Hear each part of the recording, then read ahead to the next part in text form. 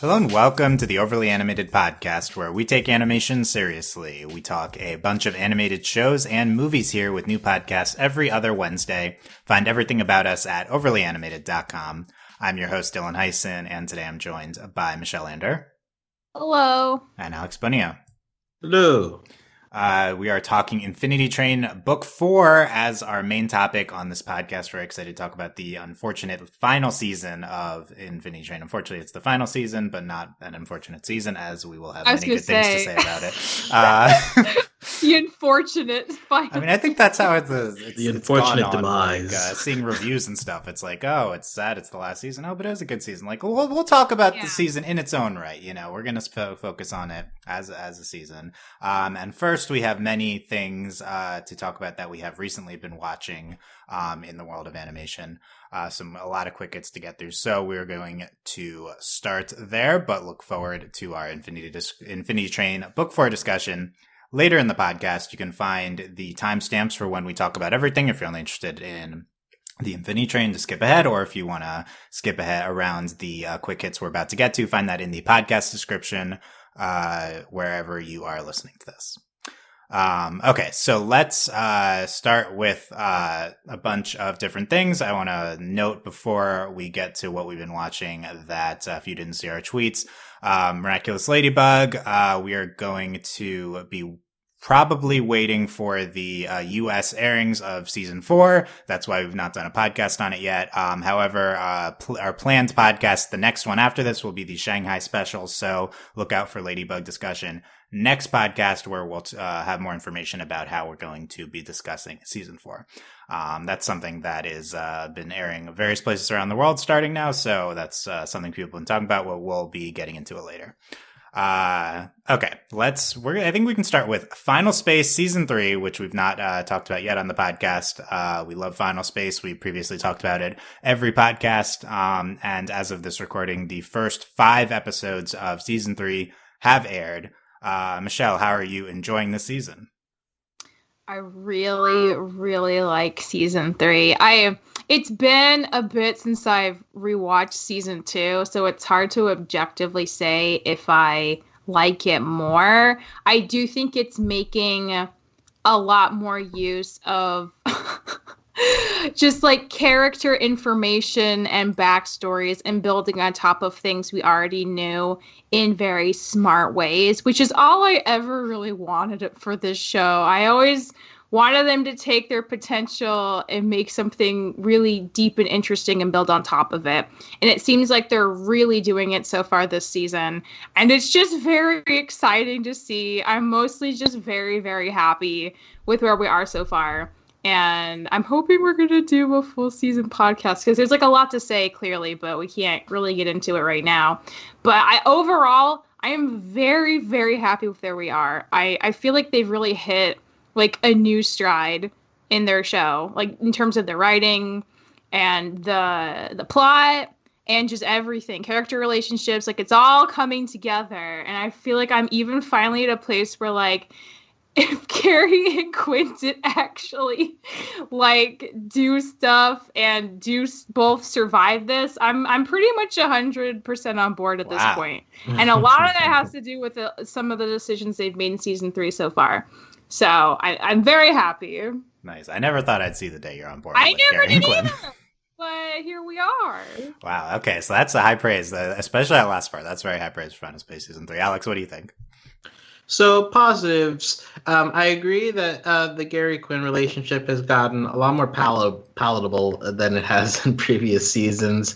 I really like that Mooncake is more involved so far. That was a complaint of mine in season 2 that he'd been sidelined a lot, but like he's gotten his action moments, his emotional moments. So I'm really happy that Mooncake is back in the main crew. Tribor has had some good moments in the introduction of his son. Quattro Nostra, just speaking Spanish, good bit. They've had some good humorous moments from that.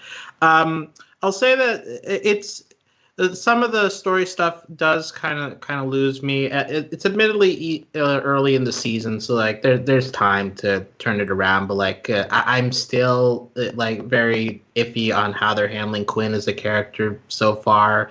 Without going too much into spoilers, I think that trying to get into her backstory was not as effective as I hoped it would be. But so far, I do still enjoy Final Space. I think that when it's going for funny, like I think that side of it, they figured out like the right tone for it. I know that's like always been a back and forth, like trying to balance the funny with the serious that this show does. And like on the funny side, they're doing really well. On the serious side, they're also doing well, but I think that there are still some details that need to be worked out. But we've got more than half of a season ahead of us. Yeah, only the first 5 episodes. I think this is the strongest start to a season by far so far. Final Space. Yeah, I'm super on board with season 3. It usually takes Final Space seasons a little bit to warm up. So I think the fact that this is already really good is great. The premiere I think was really great. Still potentially the best episode.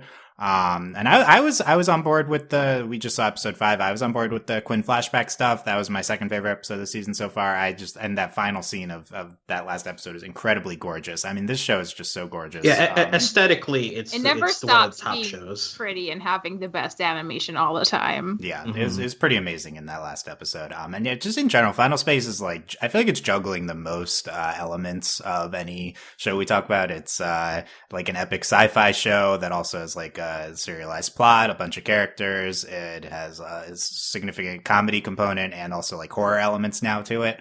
So it's a lot, and I think it is juggling all those elements better this season than it ever has before. And it's still only the start of the season, so I'm very much looking forward to the rest of season 3 of Final Space.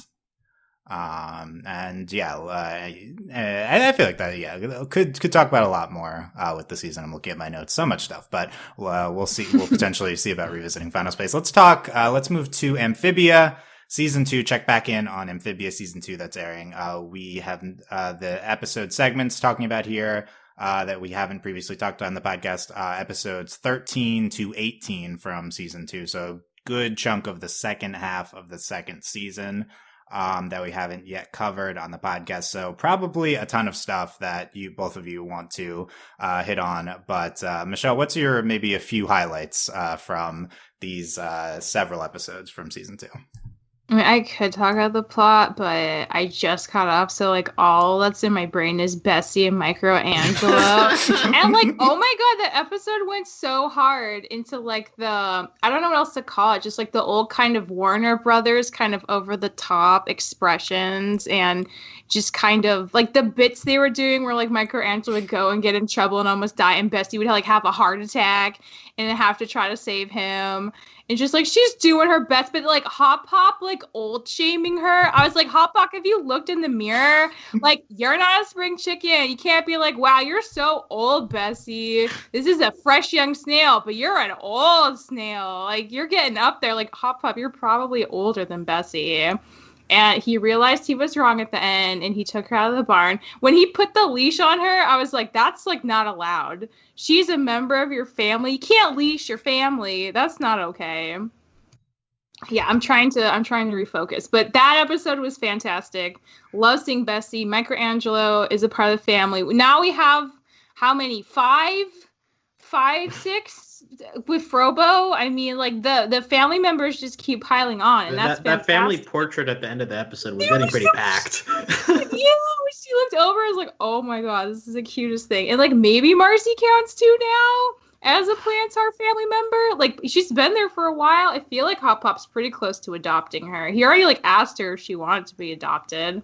In terms of the plot, I'm loving this. I'm a little shocked we've already got through all 3 temples, though. I thought that was going to take a while, which leads me to think several big plot things, but maybe I'll hold off till Alex has had a chance to also talk, and Dylan. But like there are things in motion that I'm noticing that I'm very excited about. Yeah, only 2 episodes, or 4 segment episodes left, though, of the season. Yeah. Alex, what are your highlights of 13-18?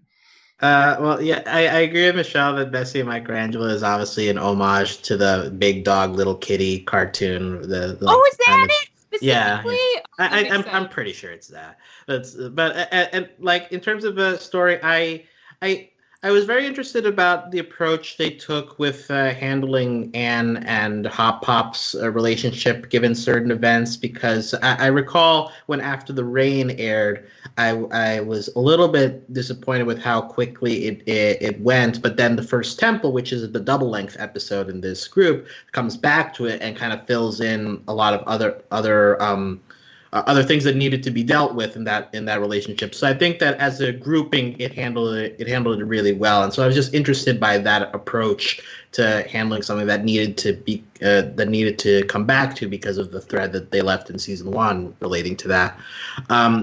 Marcy is obviously a lot of fun to have in this team. You know, her energy is really appreciated.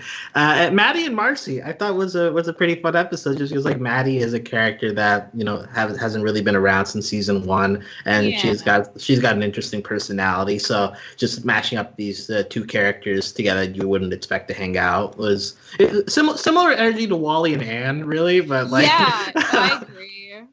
So and the Sasha Grime plot, which is like beginning to merge into the main story. I think that's definitely setting up some interesting things that I'm sure Michelle is eager to theorize about.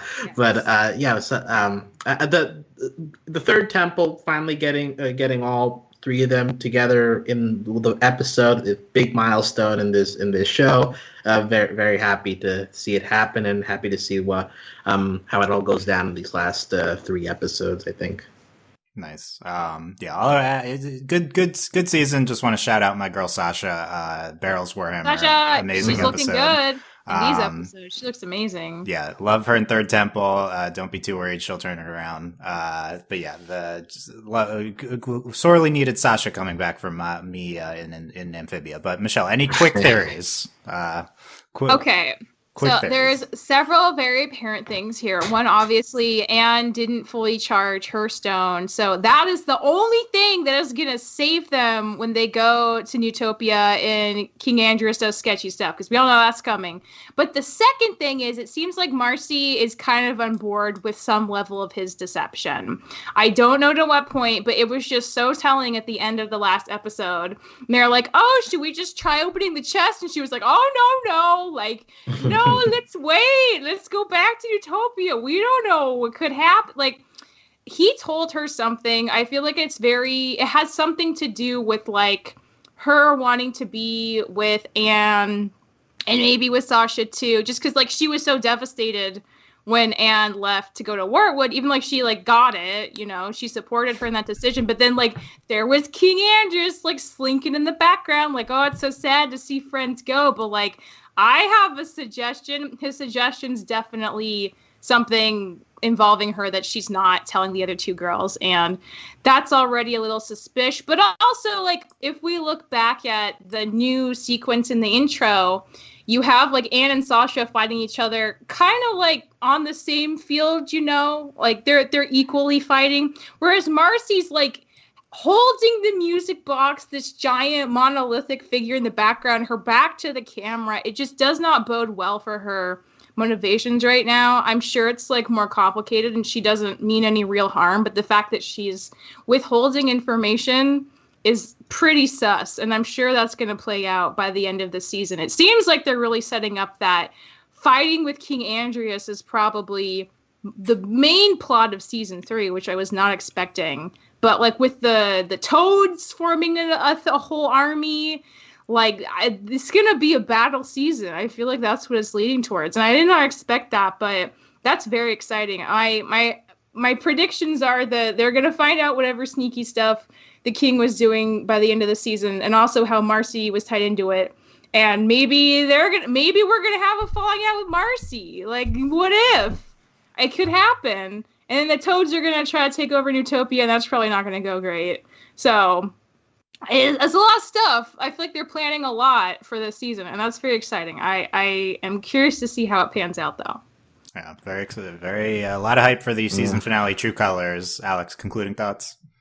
Just two last things I want to get in here. First of all, I think that in this group was the introduction of Joe Sparrow, the bird that Marcy rides. Joe And Sparrow! shout out to the actual Joe Sparrow who won an Annie Award a lot for character design for this show. Very well deserved. And also the Final Space, we talked about like their animation is always excellent. Amphibia always sprinkles in these particular moments of standout animation in the Sasha episode. There's a moment where like the camera's like turning while she's running on top of this monster, and like she's like pulling off a cape. Like they just always like throw in those like moments of like really extra animation, and I always enjoy when they make the time for that.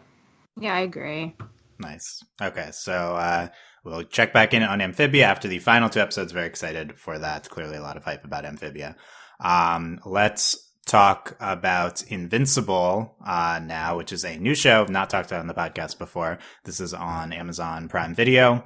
I'll say before we get into any sort of, we'll be vague about it, but before we get into any specifics, if you have not seen Invincible and you are interested in checking it out, I would highly recommend watching it. Pause and just watch it right now, the first episode at least. It's better to know nothing, I think, going into the show. Yeah. So that being said, it is a very kind of violent and adult show, as a warning. But I would say this show is kind of animated. The Boys, which is another Amazon violent superhero show, or like a Young Justice teen hero show meets The Boys, is kind of what it's going for. But kind of the shtick of Invincible is it purposefully juxtaposes those like clashing tones. Like you have your coming of age hero stuff, and then you have your really violent, dark, realistic kind of hero stuff. That's what I mean by The Boys elements to it. And some pretty incredible stuff I think has came about. It's juxtaposing of these 2 elements of the show. I think we're all watching Invincible. Michelle, what do you think of it? I knew nothing going in. I don't even know what possessed me to try watching a superhero show, because that's very much a... Was it Steven Yeun? No, I didn't know he was in it till halfway through. Wow. I'm like, whose voice is that? It sounds like Speckle. I'm like, well, if it sounds like Speckle, then I know who it is. And then the internet said I was right. But no, I agree with Dylan that like, please watch this. Just do it cold. It's the best way. Once it got to the end and I realized like, oh, this is this is not going to shy away from gore and just so much blood and innards, and then that's what got me interested, because it's like, oh, thank God, because the thing that keeps me away from superhero stuff is that it's so frustrating when the stakes don't matter, because you have these people that are so much more powerful than like everyone else, and even if they get knocked around a little bit, they're still gonna be fine and go home and sleep at night. All bets seem to be off with this show. So like, it is so stressful at this point watching new episodes, because I feel like anyone could just die, and it would make sense because no one's impervious to murder. And I mean, even like there are people getting killed that are superheroes or close to death by people who don't seem that like objectively much powerfuler than them. So it's like, it's really, I love it. These are the stakes I always wanted, and now they're here. Plus, I'll just say like this show has spent a lot of time on character relationships with each other, and those are evolving in real time, and I love that too, because it keeps like, that's the extra stress. If it's not like, are they physically gonna die? The other stuff is just like, well, who's gonna like choose the more right seeming thing in this moment, and who's not? Because there's so many characters that are like, you know, they introduced them pretty okay, and now it's like, well, are they working for the sneaky government or not? Like Robot Guy, what's their deal? And you got the mom, like she's super suspicious, and it's like, well, yeah, she has every right to be, but like she could also die, and what's that going to do to the son? And is he going to be more like his dad or his mom? And like, what does that mean for humanity? Because he's very powerful,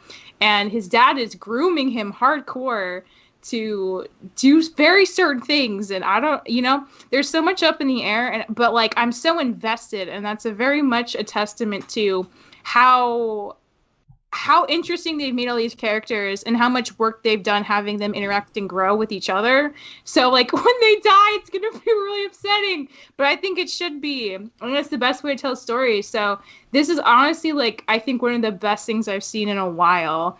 in terms of ambition and writing, and just seeing it progress as a story. And I know it's based on comics, so I mean, maybe that helps or not, I don't know. But the execution so far has been really, really strong, and I'm very excited. I hope this gets a lot of seasons, because I'm very invested in this in a way that I am not for other things. Awesome. Yeah, two more episodes this season, and then I don't know if it's confirmed, but I'm pretty sure we're getting more from Invincible. Oh, they gotta, man. Sure. Like, there's so much going on here. Yeah. That's great. Glad you're enjoying it so much, Alex. What about you? Yeah, I'm very impressed with this show so far. The brutalness of it is definitely it helps with this particular theme. The mystery that they're unfolding over the course of these episodes is very compelling. J.K. Simmons, heck of a casting choice here. Like really. That's the kind of voice you want for this particular kind of character. That's like everyone's on the outside is impressed by him, but also there's like some weird stuff going on behind the scenes. Better J.K. Simmons, Invincible or Infinity Train Book 4? Invincible, 100%. We will get to Infinity Train. Okay, I'm very similar characters, you know. That discourse already. By okay.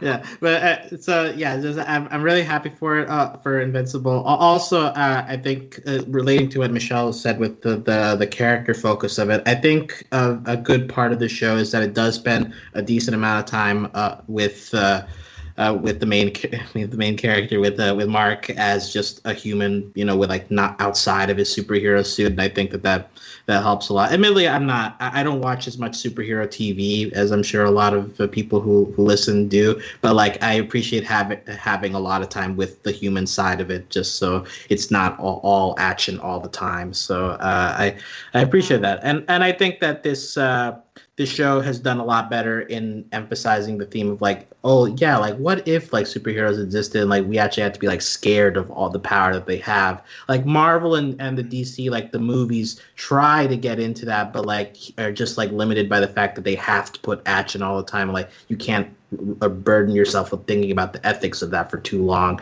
But the show, because it's TV, like it has time to deal with that, and I think that it's instilling that kind of like dread pretty well in a lot of different places. Yeah, a lot of bringing up the ethics is a good point. I think that is something that makes it stand out. That's what I guess I meant by stakes. It's like, yeah, the ethics and stakes kind of go hand in hand. It's not always great when your best friend ends up being a superhero, and maybe it does cause problems in your life you wouldn't have had otherwise. Yeah.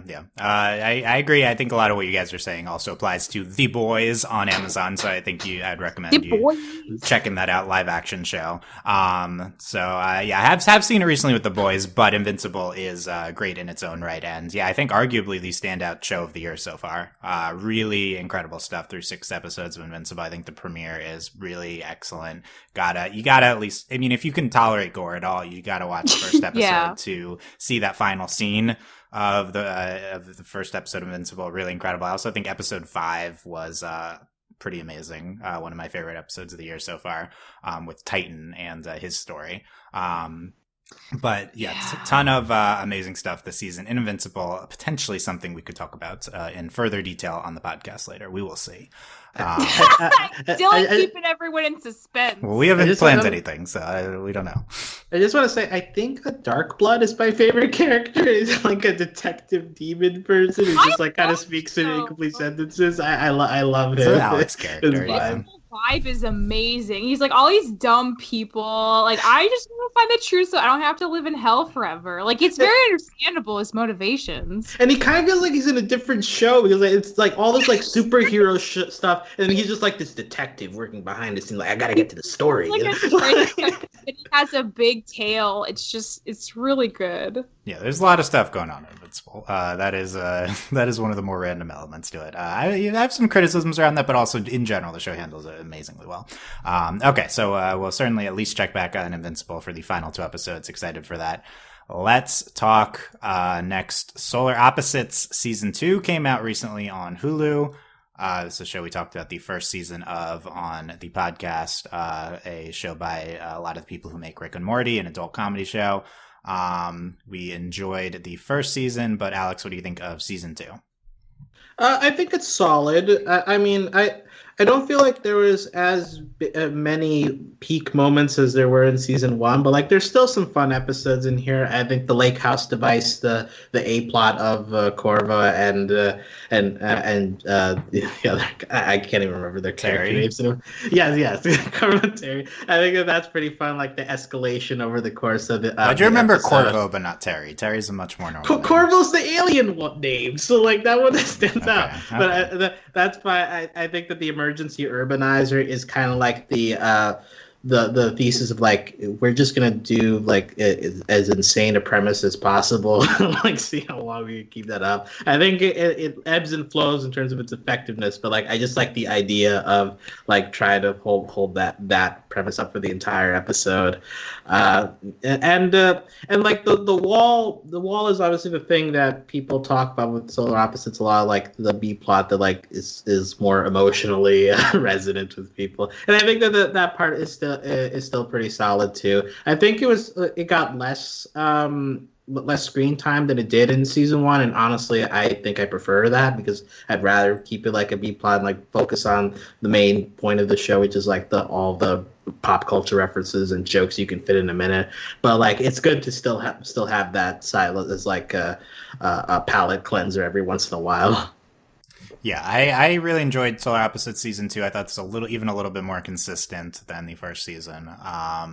The wall stuff, I think in general I enjoyed it slightly less than last season, but the episode 7, where they do a similar thing to season 1 where it gets its own episode and it culminates. I love season 2 episode 7, Solar Opposites. This is probably my favorite episode of the year of any show so far. I think it was really incredible, really weird, and they just go all in on it, and similar to season 1, that episode was great too, but I just really love this one. Last 2 episodes are very good. I think we're headed in a great place with this show. Random points, good use of the pupa this season. Terry and Corvo are much more gay this season, and kind of explicitly so. It's like in a jokey way, but they go there, so that's cool.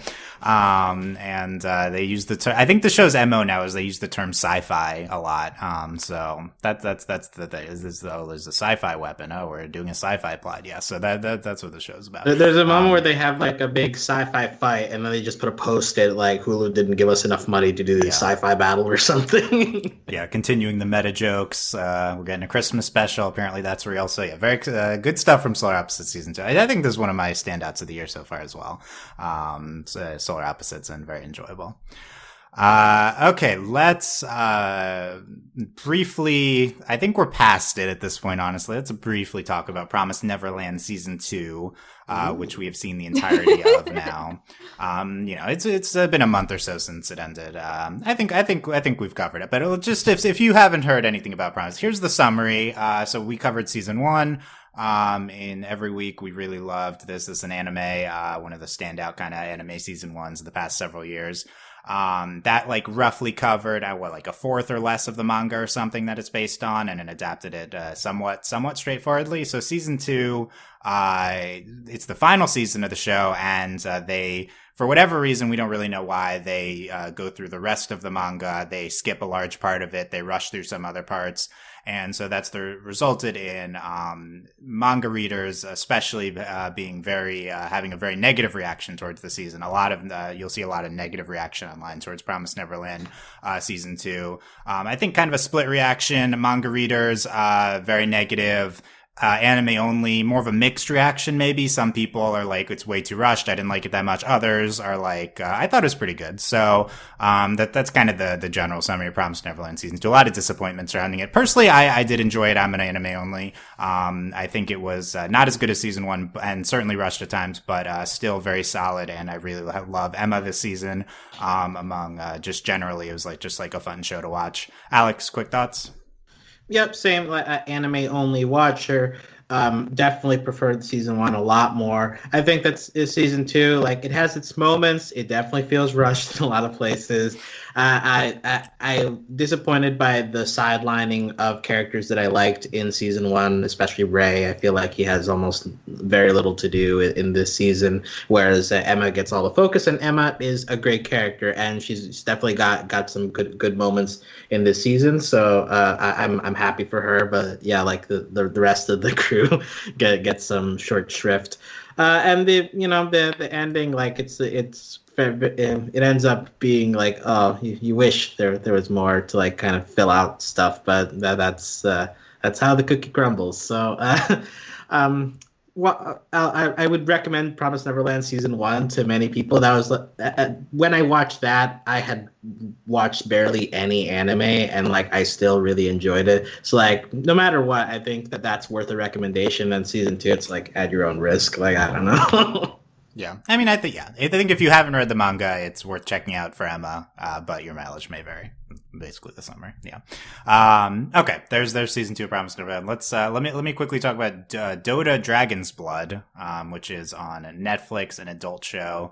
It's Studio Mir, so worth watching just for them. The Studio Mir does Castlevania, basically, their version of Castlevania, or like an adult version of Dragon Prince, another way of saying it.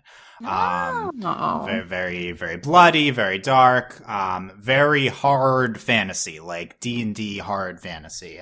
Boy. Okay. Based on the video game Dota 2, I did not play Dota 2. I would say it's kind of as a very obtuse mythology from my perspective, having not played the game. So I think if you did play Dota 2, I would check the show out because you probably understand it more than me. But if you have not played Dota 2, I think if you love Studio Mir, if you like dark fantasy, I think it's worth checking out. Some gorgeous, gorgeous animation, amazing action scenes. I think it's fun. Parts of it don't make the most sense to me. I think everything generally makes sense, and it's very solidly made, but I didn't feel like I had enough information on a lot of things, which is hopefully coming in later seasons as they're making more of the show. There's some fun characters. I love Fimrin in the show. Dota Dragon's Blood, it's exciting seeing more adult animation, non-comedy animation. And this interesting entry being from like a video game adaptation, and also Mike and Brian from Avatar were involved at a high level in the show. Very high level. So interesting stuff from Dota Dragon's Blood, and I'll be looking forward to season 2. Okay, opposite type of thing, but also on Netflix is Arlo the Alligator Boy. Woo, Arlo! Which is a new musical movie that just came out this past weekend. It's the weirdest. It's a weird movie, and then also it's going to be there's a sequel show that's already coming soon. Oh, there's a whole show coming. Yeah, okay. They're making it. Yeah, which I'm heartened by. But fun musical movie. Alex, Michelle, thoughts? Michelle, I don't know if you want to go. Yeah, I feel bad because I didn't have time to finish this. So I got to the part where he like steals the teen's car. So I'm assuming he makes it to New York. Yeah, spoilers, he makes it to New York. Okay. Yay. This is one question I do like honestly canonically have because of his birth bracelet. We know he has a dad, but maybe not a mom. Is his mom an alligator, and how did they give birth to a boy child? Michelle, I watched this movie. I cannot answer that question. Really? Wow. You know, Michelle, there's a 20-episode streaming television series called I Love Arlo that's coming to Netflix soon. Maybe we'll answer. I want to know how that happened. Yeah, it's kind of spoilers, but we did. You never get. It's one of the. I guess it's maybe helpful to know. Some people get really invested in like, why is this the way it is, and when the movie doesn't answer it. But no, the movie doesn't have a lot of answers at the end, I would say. Interesting. Yeah, okay. It's a similar. I mean, it sort of reminded me of Earwig and the Witch in that, like, it's like sort of a pilot for a TV show. It's like, well, okay, it ends in a place where like like a lot of stuff can happen after this, like I guess that makes sense for a TV show. As it is, I'll say, I mean, the music is very, very fun. It's a style that doesn't get you don't usually get in like your standard Disney musicals. So like as someone who's not really a fan of the classic Disney musicals, I enjoyed this movie. I think that the supporting characters are pretty fun. For Felicia and Birdie, chief among them. I think that they're a good time. The story itself is a little straightforward, as to be expected from from the audience that this is aiming for. But like I think that there's some like fun like dreamy sequences in there, and again the music is strong. So like there's a lot of stuff to like in here.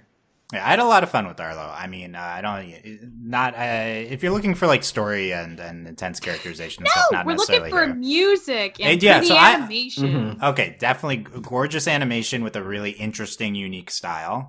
So I think that's one of the big highlights. And the music, I really love the music. I liked it when I was watching, but I've liked it even more so since I've been listening to the soundtrack. And I have like 6-7 songs hearted. I several ones I really love from here, and I am certainly looking forward to some of these characters who did not get touched on a lot in the movie being more characterized in the sequel show.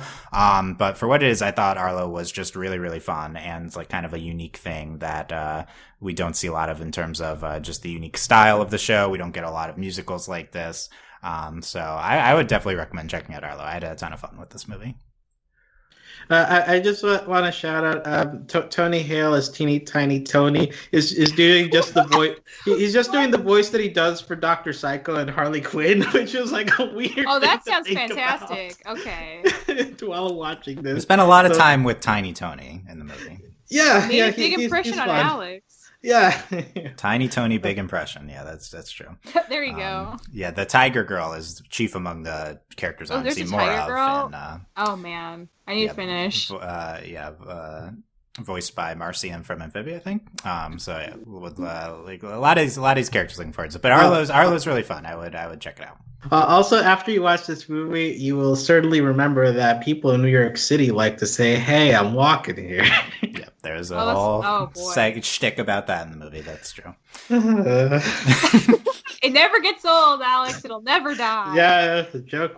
That won't age the movie at all. I don't think that's an eternal joke. I think it'll be fine. Everyone's always walking somewhere. It is eternal. I will say a positive thing as well. Like Birdie is like a giant girl, and like her like story is that I got excited about. I was like, this giant lady. I want to know about her. Yeah, and I think that they do a good job of like juxtaposing her story with Arlo's of like not feeling fit in and finding family that accepts her. It's just that particular design of character. Large women, like they don't get enough representation in animation. So I was very happy to see her portrayed as a pretty big character in the movie.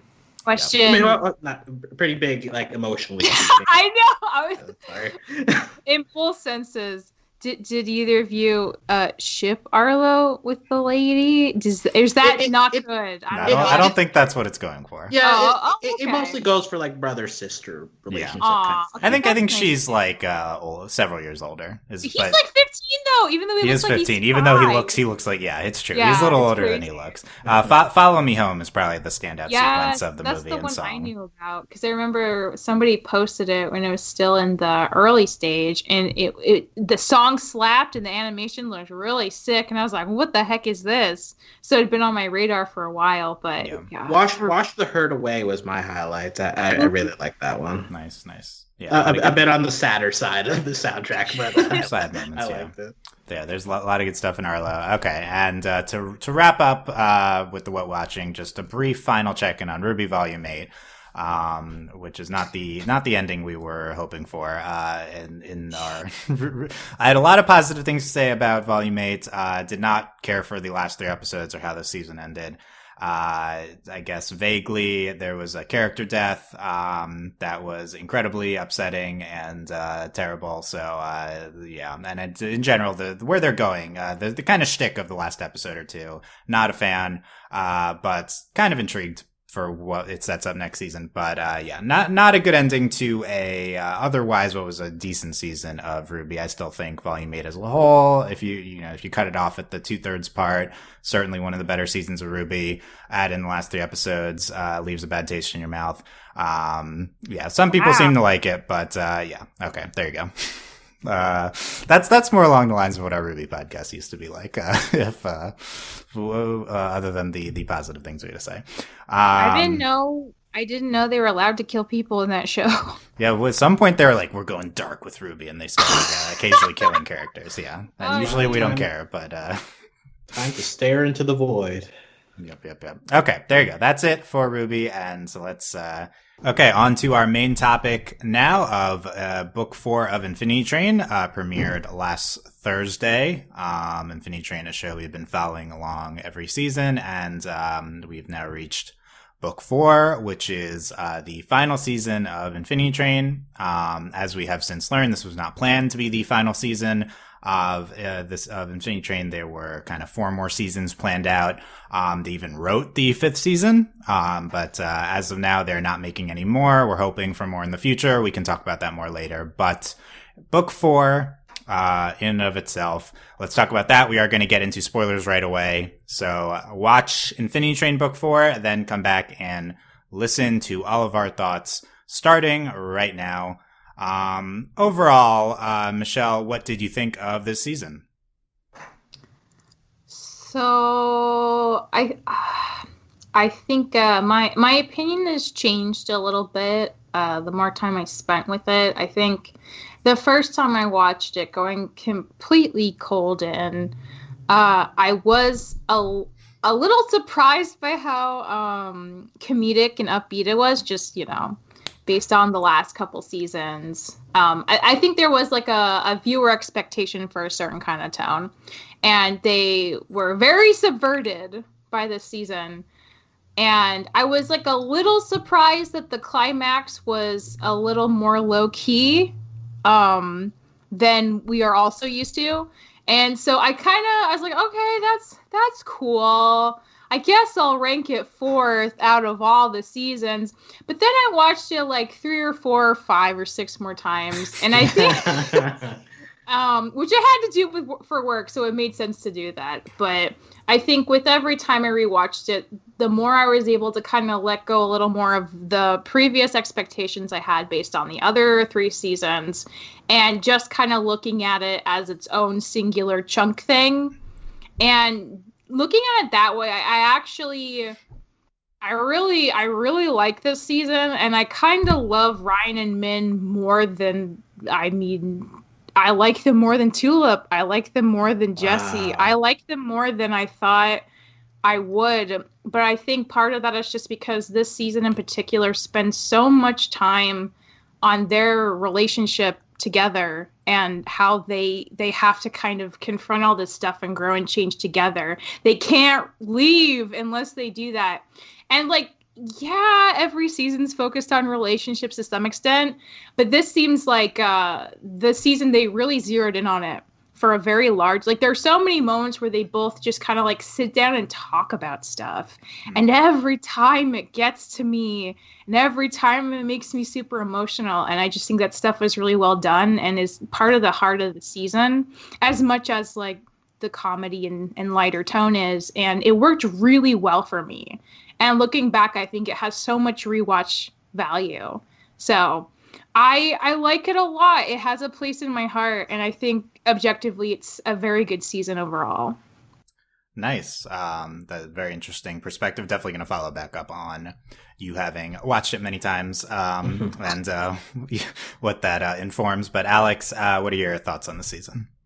Yeah, I mean, Infinity Train is it's a show that has such a high floor that, I'm pretty sure, if it went on for, the 8 seasons, I think all of them would be, good to great. So, this season is good no matter what. But yeah, it is definitely a different feel to the previous seasons. The villains feel a little bit lower stakes than usual. The ending felt a little bit lower stakes. The thing that feels like the strongest emotionally is when Mingy and Ryan are fighting with each other, which is a lot during this season, and it definitely hurts sometimes to see the angst that's going on between the two of them. So like I think that they nail that pretty well. And honestly, with the usage of Kez, who's a big piece of the season, I think that also contributes to the feeling of this being a little bit lighter than the usual season of Infinity Train, and I think that's not a bad thing. Like I was having a lot of fun with that vibe. So like it's a fun season, of course, but yeah, like it's hard when you have the outside context of like this might be the last season that exists, and that the next season would have had like answers for people who have been waiting for those things to be answered, for this to be the final piece. But like on its own, it is a breather season, and I think a very effective breather season. Nice. Yeah, I know a lot of people have had that reaction of this like disappointing as a final season of Infinity Train, and certainly you consider the circumstances not meant to be the last season. They're cut off in making the next season, so not like the fault of this season, but also I think a reasonable reaction certainly that a lot of people are going through. Personally, I really like the season. I think we're coming off of book 3, which was a lot. So much. I was kind of too soft for book 3. I got it. Like I was like, book 4 is much more my jam. Honestly, well, good. That's good. Yeah. So I was more into what we're doing here. I mean, I think it's very impressive the show can do both types of seasons. And I totally get them doing this season after the last one. It's much more low key, much more of like an interpersonal relationship season. That's like totally my type of thing. I love it. I love that it was more character focused. It was like kind of back to basics Infinity Train in some ways. I love season 1, so anything that's like remotely season 1 I'm going to be into. Really liked Ryan and Min as characters and their dynamic. I totally agree the season gives them time to explore this relationship in a way that I was very impressed by. And that's kind of my main reaction to the season. Kez, I love Kez. Potentially my favorite denizen we've ever had. So I think she's a really strong component to the season. I think they had a lot of really great cars, like train cars this season. The way they handled the backdrop of like Amelia's takeover of the train, I think was really interesting. And I really liked that, especially knowing that this was like a transition into them telling that story next season is the idea. I love that. We're not going to get to see it, but I love that idea. Such a tease. Yeah. I don't know if this is a hot take, but there's one episode that really I love this season that really stood out to me, and that is episode 1. I love the first episode of this season. I think it is, to me, that's like the big tentpole episode of the season because of that 3-minute split screen sequence, which is totally my type of thing, and it was so well made and incredibly handled, and that's one of my favorite things Infinity Train has ever done, going for kind of that split screen sequence. So I think there's a lot to like from this season. Certainly more low key than arguably any of the previous 3 seasons in certain aspects. But I was excited by what they were going for here. I want to follow up with Michelle. So you've seen this more times than anyone probably so far, except for the people who made it. But no, what the question I had, even before knowing you'd seen it so many times, was just like, you've been sitting on this so you made the trailer for the season, if people are unaware.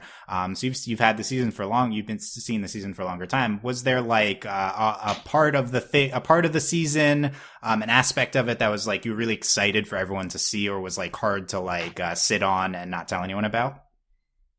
I really wasn't sure how people were going to react to the tone shift. I mean, I had assumed this was going to play out differently because, like, and I know Owen's talked about this, but I mean, I don't even think my team internally knew for sure that this was going to be canceled until, like, the last couple months of the year, if that. It was never really spoken about in terms of cancellation. And so I'd assumed that when it came out, maybe they'd wait a couple weeks and then announce that it was the last season to give people an opportunity to just like, enjoy it without, the context of knowing it was all over forever. Because like personally, I would have assumed that was a better way to experience it. But the fact they told people as soon as the trailer dropped, and that was like basically the headline, that kind of amplified, I think, a lot of people's concern.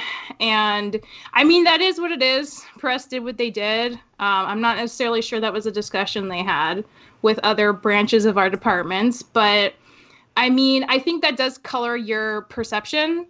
And I think some of the crew was also quick after that was out there officially to say like, yeah, like we hope you guys tune in. We're still very proud of the season, but also like we didn't intend this to be the finale.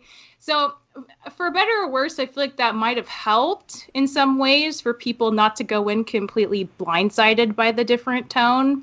Because the first time I watched, I was legitimately surprised. I adjusted, but that was something I was curious about, but it ended up probably not being something I should worry about. I was more concerned about something else, but I guess we'll like wait till we get there. It's a bullet point, so we'll probably talk about it. But overall, I really like the season. I do think like once you just see it for what it is, maybe even like outside of the grander context of like the show plot and the stuff with Amelia, just like really thinking of it as Min and Ryan's story, I think that's the way I've enjoyed viewing it the most. I feel like it's the one season you can really do that because all the other ones really built on top of each other. Whereas this one, because it's a flashback, it's like it can kind of exist on its own. You don't have to worry too much about the plot because it's all in the past, Yeah. Yeah, maybe the most self-contained season, rewatch on its own season. When you said something, we're going to get to that. At first I was like, oh, Pig Baby? But I think I know what you mean. God. I don't think it's Pig Baby. I assumed everyone would also be horrified by Pig Baby, but apparently some people really like him, so... Look, like and horrified, both. So Owen Dennis has done like a very long AMA on Reddit. So we have a lot of information from that. He said he wasn't even told it's the last season until December of last year. So this is a recent decision to make this the end of the show. End of the show for now. I think a lot of fan press to get it renewed eventually. I think Owen is working on other projects now, so this is not going to be soon if we do get more Infinity Train, but I do think it is possible in the future. And if Young Justice can come back. Yeah, that was my point. I think Young Justice is a good analog. It came back 10 years later. That was a show that had like a cult following, I think similar to Infinity Train. I think this shows a lot of passion behind it. I think this, if any, of any shows we've talked about on the podcast has the best chance of kind of coming back, I would say. But yeah, I mean, it's important to know, this was not planned to be the last season. I understand that, in some ways this is kind of the worst season to have as the last one just because of fan expectations. It's a weird place to end everything for sure. Yeah. If you end on book 3, it's like, oh, that was so much. That's the end, right? That was so much. I feel like that's maybe better. So I get it, but keep in mind, this is its own thing that we're trying to talk about here. Which isn't to say you can't dislike it as its own thing either. That's valid, but, trying to divorce it from expectations as the last season, I think is certainly a valid endeavor. Which I guess we're embarking on here. I think the biggest topic that we're going to be talking about throughout this whole thing is Ryan and Mingy, because that's 80% of the season, if not more. I do think another big topic is how this is the end of Infinity Train, so we can talk about that towards the end. But just kind of Ryan and Mingy and what they go through the season, I think I'm interested, how much do we have to talk about it? Because the show kind of addresses it. They have their issues. They talk about it. A lot of them are resolved. They end up, playing together at the end.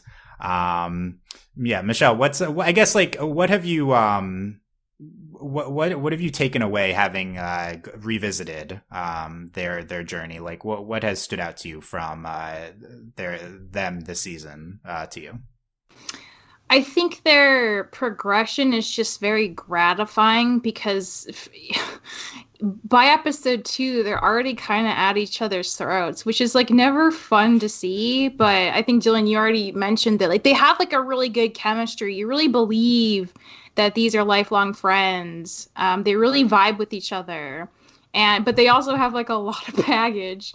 And they're young, and it makes sense that they like, they're struggling to communicate all these things to each other, and it's really hurting both of them in the process.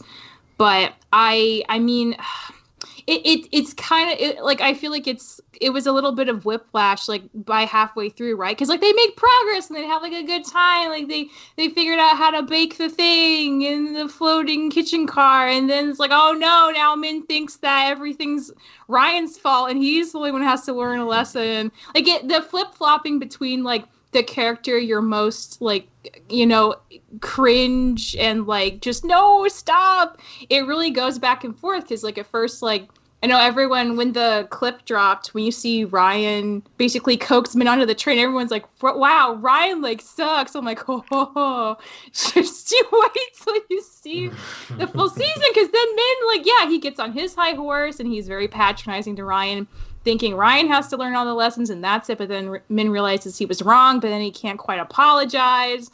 So they're both just trying to figure this out together. And I think that's the thing that just like, there's something really appealing about spending this much time, seeing them struggle so much and like almost get there and not quite, and then finally get on the same page. And the fact that that's like not even quite the culmination, right? Because then it kind of moves into Kez's stuff with Morgan and their whole, like, I'm really surprised that, like, honestly, that ended up being, like, the last thing we really talk about. But again, I think that has more to do with just, like, subverting expectations and, like, okay, that's very in line with, like, the tone this season is and the goals it had. And looking at it that way, I do think it's fantastic. Like, when Kez was saying, like, I didn't, like, mean for that passenger to leave, like, but, like, did I mess up again? And, like, it's Min, the one who's been like the most angry, I think, for the majority of the season, who like very calmly and cool-headedly is like, you messed up, like that's okay, like I think what you did was actually the right thing, like our numbers are supposed to go down. And he's like so supportive and chill. I'm just like, oh my god, the evolution. And then like Ryan too, like he feels a little more grounded by the end of this season, and he has a moment, like he's the optimistic one. And he spent a lot of time in the castle, like kind of being, he was legitimately freaked out about living there forever. And he kind of, he stopped being optimistic and started being very pessimistic. And then Min kind of had to like switch roles and be really supportive for him. And it's just like, it's so good. It's not like bombastic and crazy and upsetting and terrible like last season was. And that season was amazing. But I think I get what you mean, Dylan, by it's just like, it's really nice. Like all this character stuff's just really good and the payoff's fantastic. And it's just like the fact that neither one died and they both got to leave the train. They left the train on their terms when they were both ready, and they get to actually do the band and travel to New York, and they're both happy about it. And they both feel like that was the right decision. It's just like, oh my God, it's such a happy end to a season. And I really liked having a happy end to a season, Yeah, like book 2. Love that. Yeah, like book 2. That was a nice ending. I think there's a lot of book 2 parallels, but we can potentially get to that. Alex, what's some stuff that stands out to you about Ryan and Minky from the season? Well, I one thing I hadn't thought about until you just said it, like this is a much neater ending than some previous seasons, and that may be another thing of like why this feel when you look back at the season, it's like that felt a little lower stakes, but because like it was able to be tied in a bow so nicely, but like that has its own merits.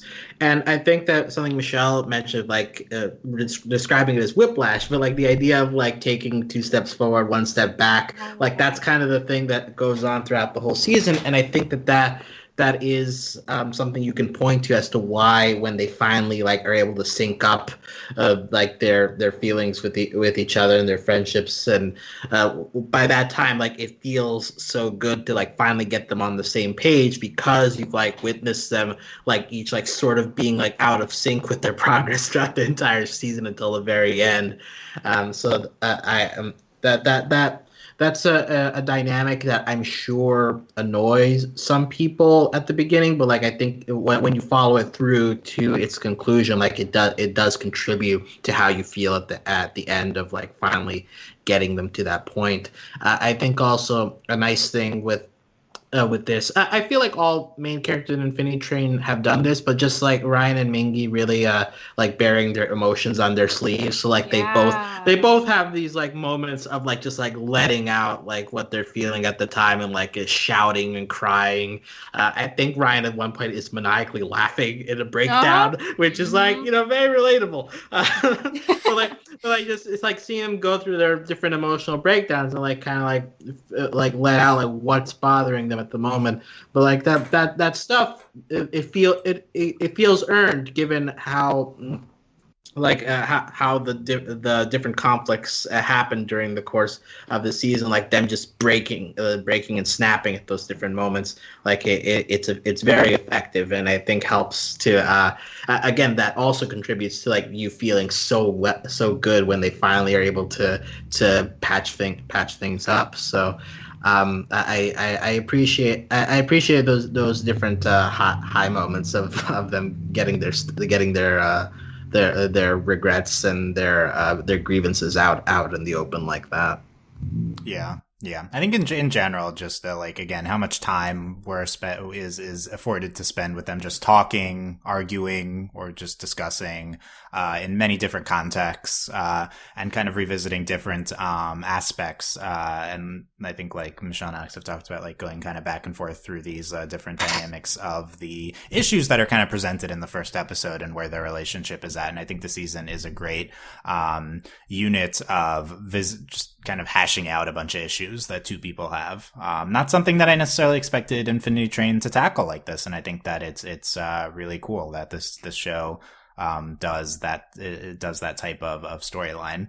I do think I rewatched episode 1. I think the season is very dependent on what's presented in episode 1. I think it's worth rewatching that episode. I think potentially I could have liked episode 1 to maybe even be 2 episodes. There's just, you know, all of their situation and the realities, and like Min ditches Ryan at the like Battle of the Bands, and then Ryan comes back and like forces him onto the train, and like everything that's going on there. I think it's like all that's going on later is us diving into all that's happened there. But it's presented so well in that first episode.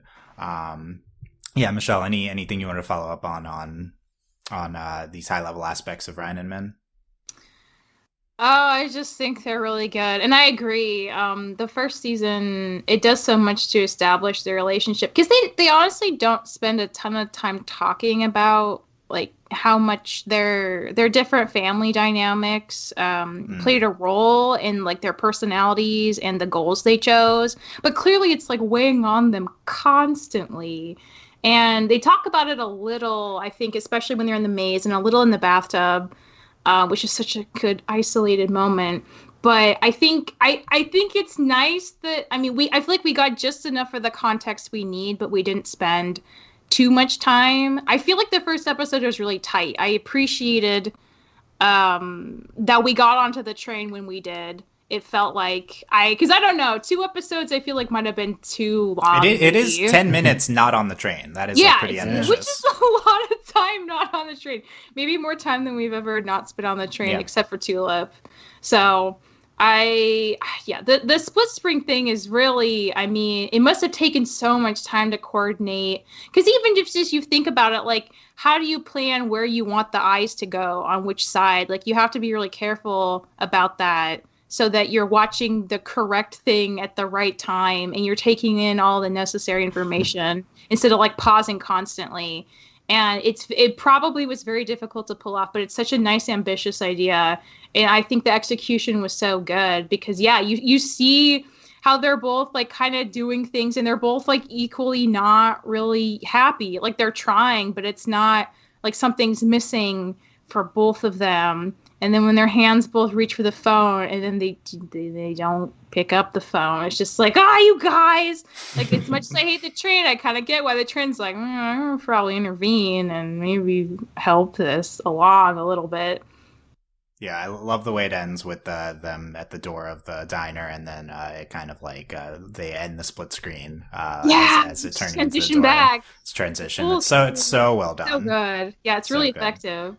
But my experience watching that first episode, the first watch, I focused almost entirely on the Ryan side. So then on the rewatch, I had to like tell myself mentally, like this time look at the Mingy side. You already saw the Ryan side. So like Ryan side's more exciting. I understand. Yeah, there's more like rock star stuff going on, and Mingy is like, I gotta deal with like college applications. It's not as visually appealing, but it's like, no, that's important too. I gotta go look at that side too. And somebody mentioned Tulip. I think something to point out here is that it's an interesting contrast to how season 1 deals with it, where like you get like the first like 2 or 3 minutes of Tulip's home life before you put her on the train, but then like in episode 8 or 9 you get the tape car, which is like entirely like going through her history with her family and like like putting the pieces that you've picked up over the course of the season, whereas this season goes the opposite direction, like just give it all to you at the beginning, and then like we can sprinkle in some extra stuff later, but you've already got the big stuff from the first thing. So it's just it did feel like a reversal of how they've done it in the past. Yeah, and I think that the whole season about two people hashing out their issues kind of together on the train. I do totally think you need all of it up front in order to connect to what they're kind of arguing about throughout the first several episodes. And that's pretty ambitious in its own way, just giving this whole situation up front for animation, at least, quote unquote kids animation, certainly very ambitious. Some aspects of Ryan and Min. As we continue to talk about them, a lot of people were anticipating the potential for this being a romance, and a lot of people, I think, still view them romantically this season. I think is interesting. I noticed in the AMA, Owen did not comment on this.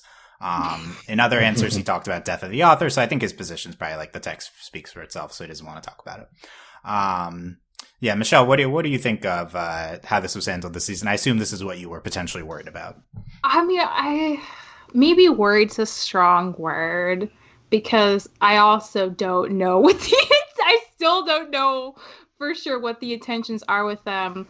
I think I was in a weird place, and this happens with a lot of media still. I mean, it's like hard for me, even as a queer person, to not have like hetero goggles on. So just whenever I see anyone blush, or like, a firm hand clasp, or just like looking into someone's eyes for longer than like a 2-second beat, I'm kind of like, no, that's crazy, but maybe, like, I don't know. Like, there's a lot of second guessing that goes on. But by the end of the season, it was never explicit. So I was kind of like, okay, well then, all right then. I guess it was just me. And I will say, like, I tried really hard not to show any blushing or anything that seemed super overt in the trailer. But I did think it was important because, like, it's all about their relationship, to try to balance the stakes of like how they're very confrontational versus the potential for things to get better. It was kind of a weird place to be in, because, and I think this is true for most people on our promo team, because you have you have marketing that gives us very specific things they sometimes want to highlight. It depends on the show, but a lot of times they'll be like, we want you to focus on like these characters and this kind of vibe, and like, all the tune-in messaging, obviously. And then you have like the show team who makes the show, and then you're like somewhere in the middle, and you're trying to balance like what you think as a fan is going to excite people and make the most interesting story, while also balancing all the notes from marketing. And from those two sides, like, you just do your best to just make the best thing you can. And the thing I was really nervous about was because I'd never done a trailer before, and I knew this season had a very different vibe, so I really didn't want to set up people's expectations that it was going to be like doom and gloom, and I didn't want to lean too hard into the dramatic stuff, like especially, you know, when like Ryan like almost leaves, and like I didn't want to like end on the devastation of like, is he gonna like, you know, so I tried to make it a lot more uplifting in the second half, and I honestly wasn't sure if my team was gonna go for that, because it is like, it's kind of more feelsy. I don't know how else to say it, and that's just something I tend to do anyway, and sometimes I get a lot of pushback. But this time they were super on board. I got pretty much no notes internally. The crew had some very minor notes, but that was more about like some shot selections they thought might be a little too spoilery, so I just swapped those out. But I kind of, no one said to me, "Oh, this feels gay," marked for gay question mark. Everyone was fine, and then it went out there. And immediately it seemed like a lot of fans were like, oh, could it be? And I was a little surprised, but also like, I don't know how to divorce like trying to make something that was balancing everyone else's asks with the thing I thought would make it feel like a good actual trailer and the kind of thing that would excite you to actually want the show. Because I do think, this is something I guess promo people don't talk about a lot, but I think our job sometimes is separate from like, you know, the show is its own thing, but editing is a separate thing. And the job of a promo person is to make the best thing you possibly can to interest people without, like, you know, lying to them. And that's basically what I try to do. My expectations were like, it's not going to be terrible and dramatic. It is going to have some emotional stuff in it. They have problems, but also there's potential that maybe things get better. Tune in and find out.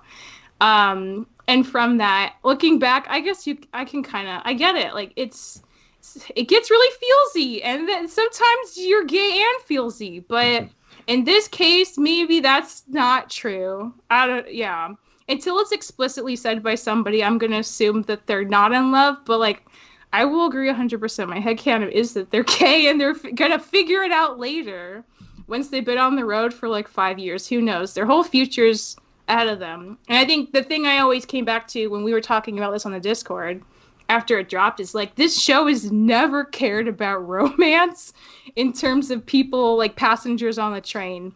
Like, as far as we know, like Lake and Jesse's never canon either. So if that, you know, like Grace and Simon, it's like there was a lot of Simon blushing, and it seemed pretty implied that he had a crush, but they never talked about it. The show was not interested in exploring that. And I think it's very true to them to also maybe not explore this explicitly in like Infinity Train fashion. There are a lot more things they wanted to talk about than romance. And on a level, I really understand that and think that's not a bad thing at all. So... yeah. I don't know. Those are my thoughts.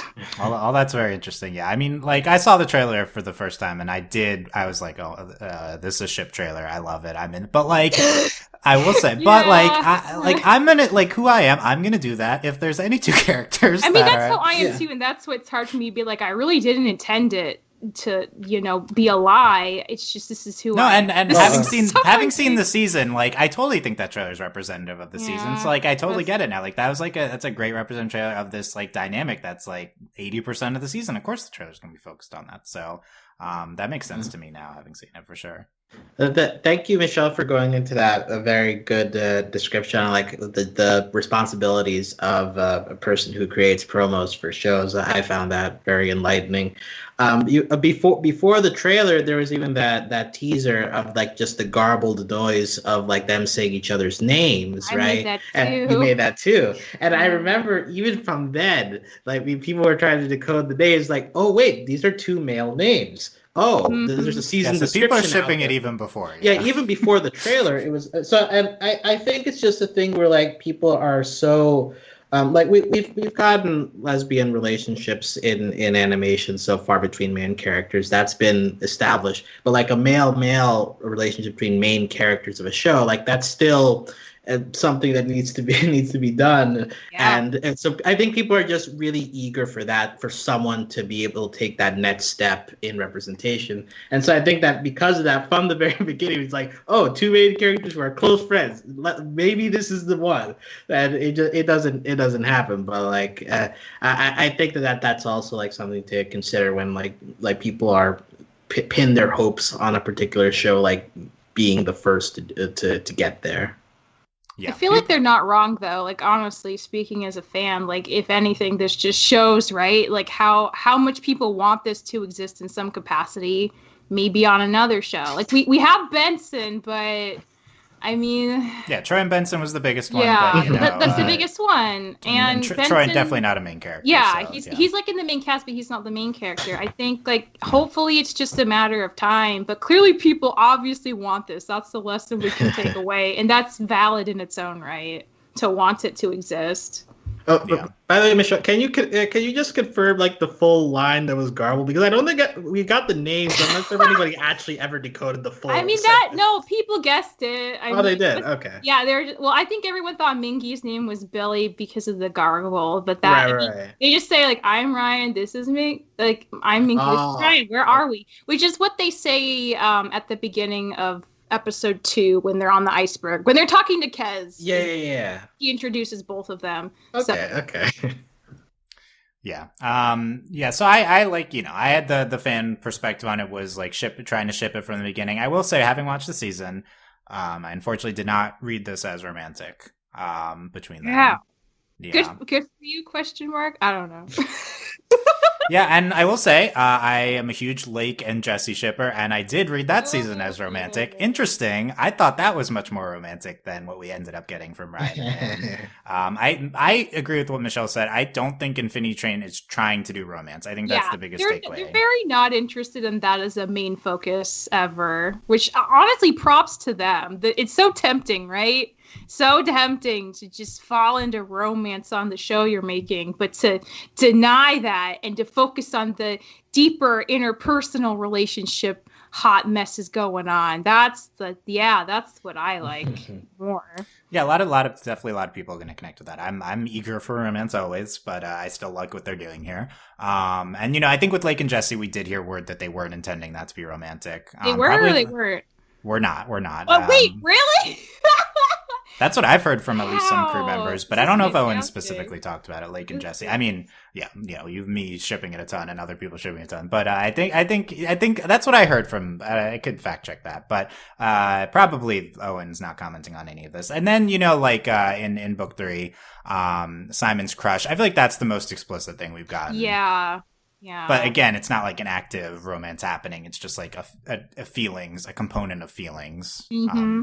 That I think was really a really interesting addition to that season. I feel like they're not going for romance here. But you even saying like it as a component of feelings. I feel like maybe in my headcanon for book 4, that's all it is. It's a component of the larger relationship, but it's not like if they even did fall in love, that would solve the train for them. It's much more about everything else going on, and that's. I mean, if that did happen for them later, great. But that's not the point of them being on the train. Right. And maybe it's a component of they have like latent feelings and they haven't explored that yet. That could be a thing. I think, that'd be more plausible.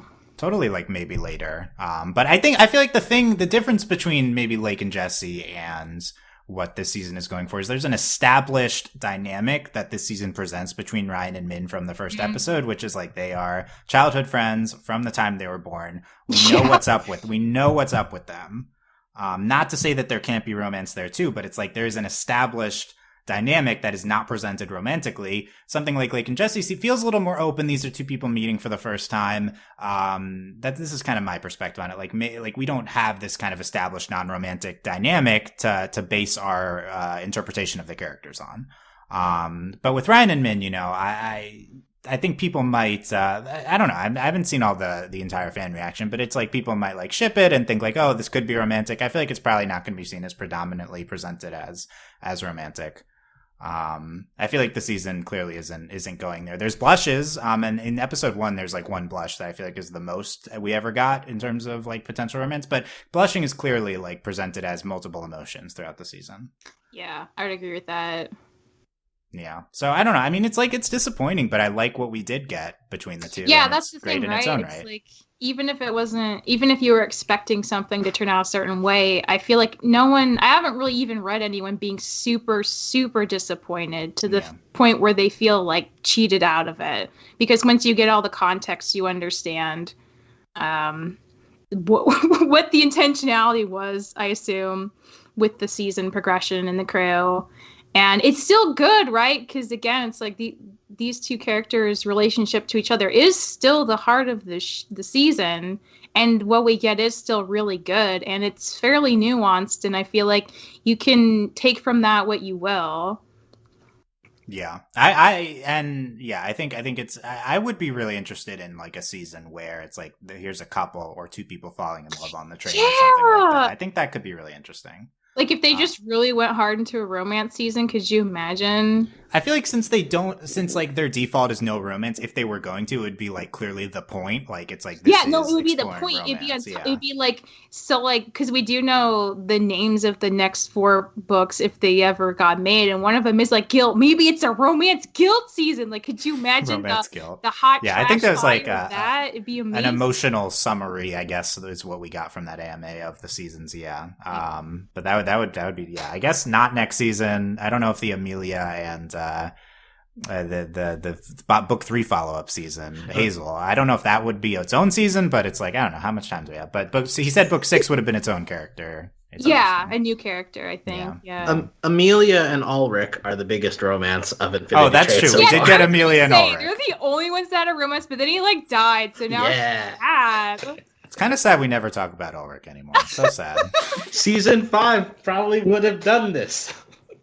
Man, I really get over Ulrich. Interesting. That's been like her whole life. I just want her to be able to move on and be some semblance of happy on the train. Yeah. I think the number one thing, I mean, we'll get to this in a little bit, but probably number one thing is like more Amelia that we're missing out on from the last few seasons. But yeah, so yeah, it's what we got in its own right from Matt, Ryan, and Min is great. I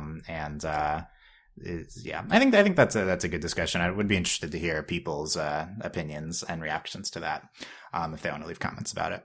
But like the last aspect, I think, of Ryan and Min, other than the fact that they're Canadian, which is not a bullet point, which I thought was a lot of sorries. We got I noticed that. I think somebody uses hosers at some point. I didn't notice the hoser. Is that like posers, but in Canada? What is hosers? Yeah, pretty much. I think so. Yeah. There's some Canadian jokes. You're a bad Canadian. Yeah. It's fun. But the fact that Ryan and Min are Asian, and Korean and Japanese, for Min and Ryan, respectively, a big facet of the season, one that seems especially like relevant and important in our current cultural climate, with a lot of like anti-Asian sentiments and violence going on. And so I think it's great that the season is coming out when it is, and people are seeing these characters. And in terms of like how it's presented in the season, I think, a lot of episode 1, we get a lot of their background and their parents, and we get some of that. So I think that's an aspect of episode 1.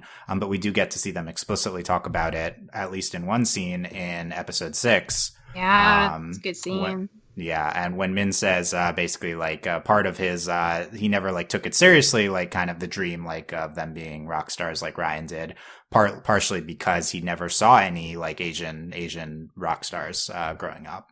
And so we get like a conversation of like representation and how that impacts young people and what they see as viable in their futures. And I thought that was a pretty wonderful scene, and I liked them being explicit about these types of things, at least in that one part of the season. They briefly reference Yellow Magic Orchestra in that conversation, which is a Japanese rock band. I'd never heard of them before this episode, so I'm glad I learned something there. Nice. Yeah, broadening our awareness of other music. Yeah, season taking place in the 80s, so I guess a few 80s references as well. But yeah, I think we don't get queer men. We do get still in its own right extremely important two Asian leads in a television show, which is pretty rare these days, and I think was pretty well presented by the show. I just noticed a lot of fans getting so excited about that as soon as the trailer dropped, because the poster didn't come out till I feel like 3 weeks later. So that was really the first time anyone saw them. And it was like, I could tell like it really mattered to people. But like obviously it would, but it's just like, they didn't know much about these characters, but just even seeing them on a major network, it made them feel a way, and that's so valid, and it is important. Yeah, definitely. Yeah. Any other comments about Ryan and Min as we move into some quicker hits on other aspects of the season? And we can continue to talk about them as they come up. From these other discussions. Yeah. But yeah, how about Kez? We've referenced loving Kez. Kez. Yeah, Alex, what was your reaction to Kez this season? I thought Kez just had a lot of great lines, a lot of zingers, like they tried some emotional stuff with her near the end, and like it pales compared to what Ryan and Mingy are going through. But like I think that it's nice that they like try to give the denizens some extra stuff on top of just being comic relief. So I appreciated the effort. But yeah, just like the way that she like tosses it. Well, the fact that her personality is like kind of brushing everything off, and then they address it at the end of the season, I thought was pretty well done. This is like, hey, like this is funny and all, but also we kind of have to recognize that this is a kind of bad behavior too, So it's like I thought that it all came together pretty well, and just and shout out to Minty Lewis, who voices Eileen in regular show. I'm glad to have her doing good work for Kez there. I feel like Kez's arc of like I'm just going through the train. I don't really care about anyone else. I only care about myself. I feel like this is like totally tracks for what a denizen's experience in life in this like aimless infinity train might be. It does check out. So I feel like Infinity Train always does a great job of like what naturally might come up in this ridiculous circumstance of this infinite train that is trying to change people's lives. Like what circumstances might come up, and so it's like Kez is like the latest in line of like what if there's like these inhabitants of the train who are conscious and like sentient in their own right, like what are their lives going to be like, how are they going to be treated, and now it's like what are their experiences like, and I think Kez is a great next notch on the denizen journey we've been going on. That's probably one of the biggest things I would have loved to have seen more of from the last half of Infinity Train would be like, what are we doing with denizens? Because it is one of the most interesting things I feel like from the show. Lives. I mean, ever since Kick the Toad, I had such a complex now about denizen rights and how much the train owns them or how much they own themselves, and if they live on the train or in different worlds. It's so messy, but I hope we get more conversations about denizen autonomy. I agree. Yeah, like Lake is great, and her experiences in that season. I think we could totally do a follow-up to this. Kez was just really funny and fun and I feel like a great compliment to the heaviness of Ryan and Min's journey at times. Did anyone else get like Beatrice vibes from her? From Gardenwall, yeah. Because like she has a similar kind of humor, I feel. And then the whole like, oh, I'm gonna lead you somewhere nice. Oh, just kidding. I lied. I loved it. I honestly loved it so much. Yeah, I won't reference what that ending of Gardenwall, what that might mean for Kez, but it's yeah, no, I think that's totally what they're going for with her. Yeah, I just thought she was so much fun. I don't know, I connected with her more than any of the other like mascot denizen character that we've gotten so far. I mean, well, one is like a much drier humor, but like I feel like Kez is the closest that we've had to that kind of energy, because like Alan Dracula doesn't really speak except for the one episode, and the Grace and Simon had Hazel, so like that's like a totally different level, but Tuba like has brief moments, but yeah, Kez is like talking a lot in this season. thank you for not killing Kez. That was I appreciate it. Yeah, no, and then I guess Kez is the hotel concierge Belle. Yeah, so the show's weird. Accurate. Yeah, no, about that, the whole Morgan, the castle, Jeremy situation. We've referenced it, but very interesting way to end the season. I see it more as a little bit more of a backdrop.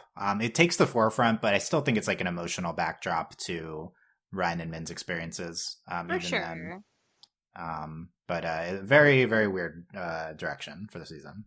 I was shocked that we spent like 3 episodes in that castle. I was like, this is a lot of time on this lean show to spend in this castle.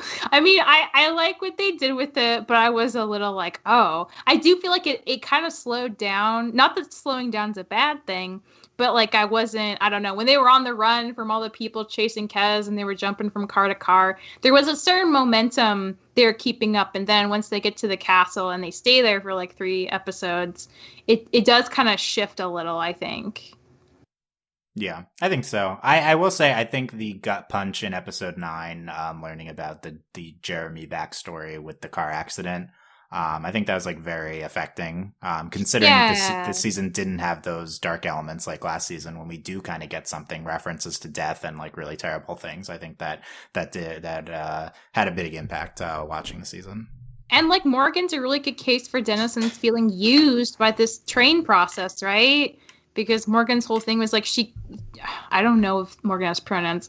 Morgan connecting to Jeremy, it was like they appreciated that he was like upkeeping them, right? Like he was taking care of like the armor and like keeping them nice, and he was there for years, so they built a real relationship. And then he left, and 1, that sucks for your friend to leave and you not know why, but 2, it's like the role Morgan plays is this just house for people to come and go in. Like, I do think they felt very used by that situation and probably made them very turned off to any new passengers coming in, trying to get through to the next car, you know? And who's to say that's not how a lot of denizens feel deep down when they're just pawns in the train's master plan to teach human beings lessons, and they just don't matter.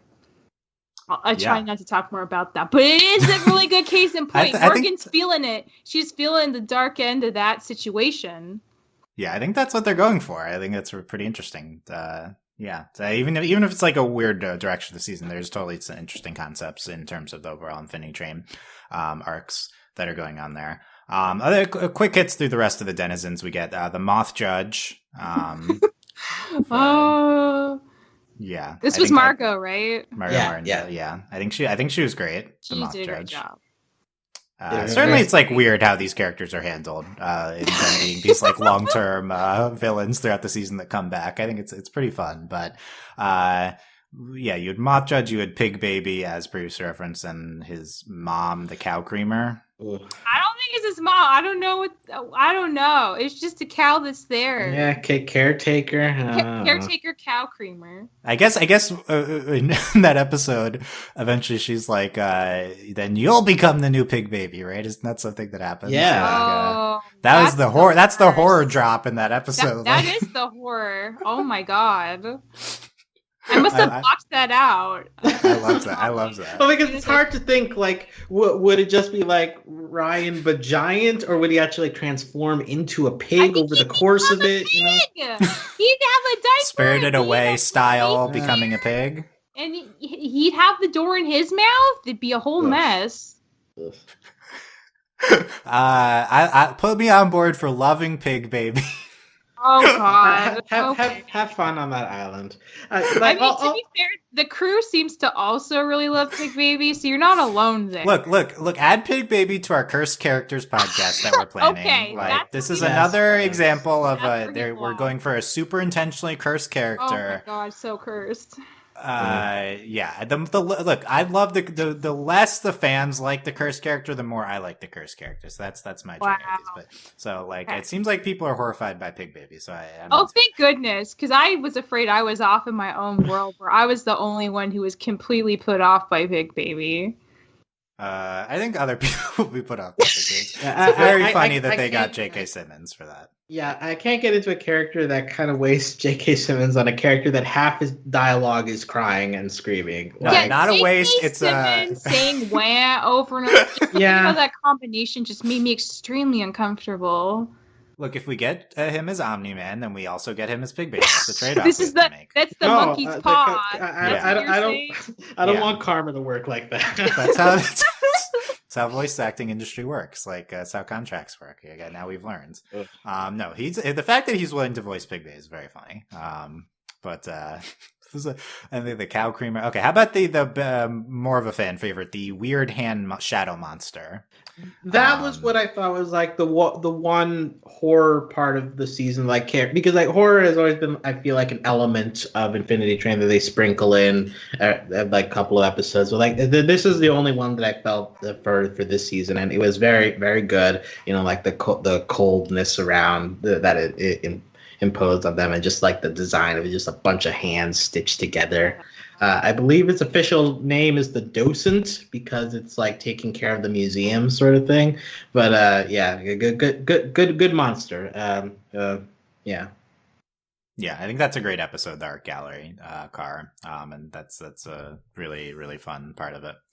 And also with that car, I mean, that's also, I think, my favorite episode of the season. The way that they get out of the car, of like you have to look at the dangling things at a certain angle to make it look like a door. Yeah, that's honestly one of my like favorite usages of a train car, like a very creative way to like get out of a situation. I really like the way that they handled that. Yeah, I think there's some great cars this season. I think that's a great car. I really like the the changing Eons car in episode 2. Yeah. I think that was really interesting. The Q car, the space club. Yeah, that was an interesting one too. Western car. Quality over quantity, I guess, because like this is probably the least amount of cars that we've gotten this season, right? Usually, I feel like we have a sequence of going through a few different cars, fast pace. I don't know if we got that. We did not get that, unfortunately. Yeah, I mean, I'm cool with it. I feel like that matches what we're going for here. With the tone, the character focused, slower tone. The Mega Maze, that was pretty interesting too. And even though it's like apparently the castle built the maze as like a defense, is that what we're going for? Oh, maybe. Oh yeah, because Kez says like, oh, I don't remember this being here last time. Yeah, interesting stuff. Look, how about the we referenced this being tying into the overall mythology as it being a prequel season. We see Amelia's takeover of the train in episode 9 kind of happening off screen. In general, we see younger versions of Amelia, the younger cat, and we see past one who I guess is just one. And I think one of the most interesting things to me that we learn is that there were originally multiple conductors in the train. And then I guess Amelia got rid of them, most of them. Can you explain that? I don't remember that. When did that happen? I don't think it's super spelled out, but I feel like we see two conductors here, right? We need the frame by frame shot, please. Yeah, can you show me? Well, there's a conductor that comes into play. I'm looking at the notes here. Okay. So which we see that which episode is the takeover, and it's in chapter 9. In 9, yeah. So first they get their stuff back, which I guess Amelia gives them all their stuff back. That's part of it. Another part of this is the grav boots, like their gravity boots, and then like the standard issue uniform. We learned that about the past, that being a past pre-Amelia element of the train. And Amelia takes off their boots. That's something. But the conductor explodes at the end of episode 9, right? So the conductor that's there, it takes off their shoes, then it explodes, but we still see a conductor later. So clearly there were multiple of them, I would say. So my interpretation, just build them really fast. Maybe they built a new one. I mean, it's so confusing because one is technically he's the one controlling. Right. So we learned he was the conductor. Yeah. I guess they're just robots. Yeah. Okay. I mean, conductor's like season 1 lingo for it. Yeah. But it's very season 1 lingo. Yeah. But my interpretation was that there used to be a bunch of them, and one used them as like like just like it's for keeping upkeep or something. I don't know, throughout the train. Some separate job than the stewards, I guess. Yeah, and then Amelia gets we just in general it's just like here are the effects of the Amelia takeover, I think is what we're going for. This does explain why she literally climbed up into one in the first season, because she's basically mimicking one, not just being a weirdo with a robot. That makes a little more sense in retrospect now. Okay. Yeah, I mean, I think this is the sort of thing that we're gonna get spelled out more in season 5 in 10 years when we get that. Yeah, so. I like that you're talking about it like it's definitely happening in the future. when the script leaks online or something, that's when we learn about those. Hopefully into like when we get season 5. I think it's like vaguely presented, intended to be followed up on soon. Well, one thing I want to ask while we're like talking about this stuff of like kind of seeing the prequel-y stuff. What do you just throwing this out as a thought experiment? What do you think would it be like if like you're introducing someone to Infinity Train and you showed them this book before you showed them book 1? So you're saying you want the Infinity Train machete order? Is that what you're saying? Yeah, because like the thing is, this season I feel like is probably the safest one for children, because like it's got the one art museum stuff, but like other than that, like again, like what we talked about earlier, like the villains are kind of like sillier than the other seasons.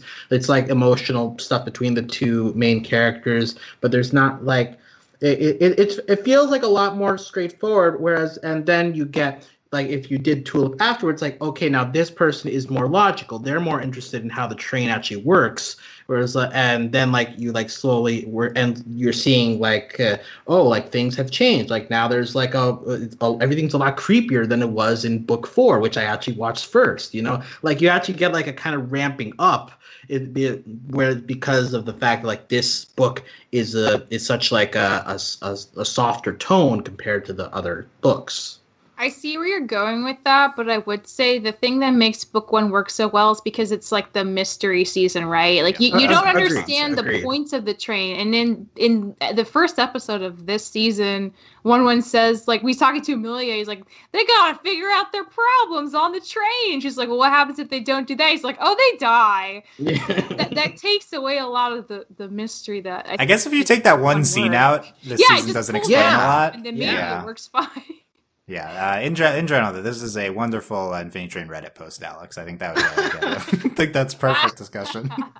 No, but then what if you get season 5? It happens parallel to this season. Then what's the machete order? How do you go chronologically? 2 seasons in parallel. It's interesting. Okay, the last thing though, like talking about what we're left with here with Infinity Train, what we don't get followed up on, and we know from the anime now that. Following up on this season, seeing Amelia's takeover, that would be something we would see very soon. Amelia and Hazel, that's something that's kind of left as a plot thread in book 3, probably. And I think Owen said that would be followed up on in the last 4 seasons as well. Michelle, any pressing things that you would be looking for in future Infinity Train seasons? I guess Owen's anime was really helpful because he just said a lot of things people were wondering about. I do want to point out, I think it's very strange that if the network straight up wasn't interested in adult character, just because like we keep saying like, oh, well, this show like doesn't seem like it's done a lot of things that aren't normal for a children's show, but like let us remember this was never intended to be cartoon's normal demographic. It very explicitly from the beginning was going to target teenagers and some young adults. That was always the plan. So I think it's interesting that I don't know, part of me even makes me wonder, like, was the adultness as the main character being the thrust of book 5, like the thing that really did it in, or was it like several contributing factors? I'm more inclined to believe it was several contributing factors, because for one thing, Amelia is like such an established character in the heart of the show already. I mean, and if they're Hazel would have been your kid point, right? Like she's still very much a child if she was gonna be in the movie too. I mean, Yeah, I don't know. I don't know if Amelia Hazel would have also been. I'm unclear on that. He definitely said the follow up to this season, the takeover, would be next season. I'm unsure if it also would have consisted on the Amelia Hazel in the present. I wonder. Yeah. I felt he said it was, but like. Well, he said that would definitely be addressed. I think it's like ambiguous. We don't know how much of it could have taken up. That's true. Also, is that season 5? Is that season 7? I don't know. Yeah. I feel like book 5 would have been the last book to address any current characters besides Samantha, because Samantha just has the wild card where she's just allowed to show up in every book, no questions asked. She's just always there, which is fantastic for her. I love seeing Samantha in different contexts. But there's the cats for everyone who forgot book 3. The thing I've been waiting for every season is for someone to confront the train head on and be like, you need to stop, train. But they can't do that if they want to have the rest of their show. So that makes me wonder, like, how is Amelia going to reconcile her life on the train? I would assume that would be what a lot of the plot would be about, like her progression, the nuances of how she usurped 1-1, how she's making amends now, if she does get her number down, and what's she gonna do when she's 45 and doesn't know anyone on Earth anymore and could maybe go back. Will she choose to, or will she choose to stay on the train? I feel like, I mean, that's so interesting and compelling. I definitely want to see that. I don't know where the show would go after that, though, honestly. It's really interesting. But, I mean, Amelia's such a fan favorite, especially since we all know she's buff now. Like, who's not going to want to watch a whole movie with her in it? Pre-buff Amelia. Does she get buff in the... People were thirsting on young Amelia, too, in this season. And I was like, well, okay. Got young Amelia and old Amelia. Everyone's got something that works for them. Everyone's got something. Alex, any elements you'd be eager to be addressed? Yeah, I mean, I think just in general, I want to see like how the little conversation we got between Amelia and 1-1 I found very interesting, and I would like to see more of that, because like a big interesting thing from book 1 was, right, like once 1-1 got his stuff back, like Tulip didn't really have that much time to interrogate you until like she's the character that so far we've known that like is questioning the most. I guess Lake also does this to an extent near the end of her season as well. So like getting Amelia like drilling 1-1 and like what compels her to like take over beside, like, because it's, I would hope it's not as one-dimensional as just needing Ulrich back, but like there's like some digging into like what the train overall is doing. I would be very game to see that happen. Yeah, because Amelia seems like the one in the best position at this point to interrogate the trade head on. She has the most reason to. She's spent the most time there. She's the biggest threat the train's ever had. So I would love for her to confront the train. But also Dennison writes. When is that happening? Yeah. That's my only other thing. Like, can we have a season about Dennison's being like, yo, this kind of sucks for us. We don't want to do this anymore. Well, that's where Hazel could come in. That's true. Hazel's that's true. It all connects together. Yeah. I think that'd be good. I feel like most of what I want the show isn't going to be interested in. I really want to see the origins of the train. Like, is this really a primordial force that has been there for all of Earth? That feels like an origin of the diamonds from Steven Universe. Oh yeah. I always want this. I feel like it's more even more relevant with the train, but based on Owen's answers in the AMA, it seems like he's not interested in this. Or at least it wouldn't be in the show. Not till the end, maybe. But it's like, that's the way to address why is this train like putting people. He did say like what might be addressed next season is what's the passenger selection, like why do they pick up certain people, like how that would be interesting to know. So he said that would be next season, but it's like is there a train that picks up people? Like I want to know this because this is the most unbelievable part of the show. You just have to accept it, which you can, but it would be nice to see it. I also want, I don't know, I'd love to see Lake again. I was follow up on Lake, but I don't think we're going to follow up on people who are off screen. Yeah. But I mean, though, I feel like the Denizen conversation this podcast, that would be, in terms of realistically what we'd address. And I do think the show has been consistently interested in that, and to varying extents. So seeing that continued would be really great. So hopefully at some point in the future, we could get some of these things. Michelle. I was Yes, just gonna Alex. say in that AMA, I think Owen also like alluded to the last book. They were like throwing around like, what if it was somebody with Alzheimer's? It was like, oh Yeah, I think that'd no. be Like, fantastic. You get like some old man on the train with all these old man regrets because he lived a long time. He's made a lot of mistakes for like 70 years. And then he decides like maybe just dying on this train's the best I can do. And then he makes peace with that. That'd be so intense. What an evolution for the show to end there. Yeah, we'll look for that in 2030. That is the ending of the Infinity Train. Would be good. Michelle, any other topics from this season? Not from this season. I think honestly the last thing on my wish list would be that like if they intentionally did make gay characters, that'd be cool. Or just even like queer characters umbrella in general.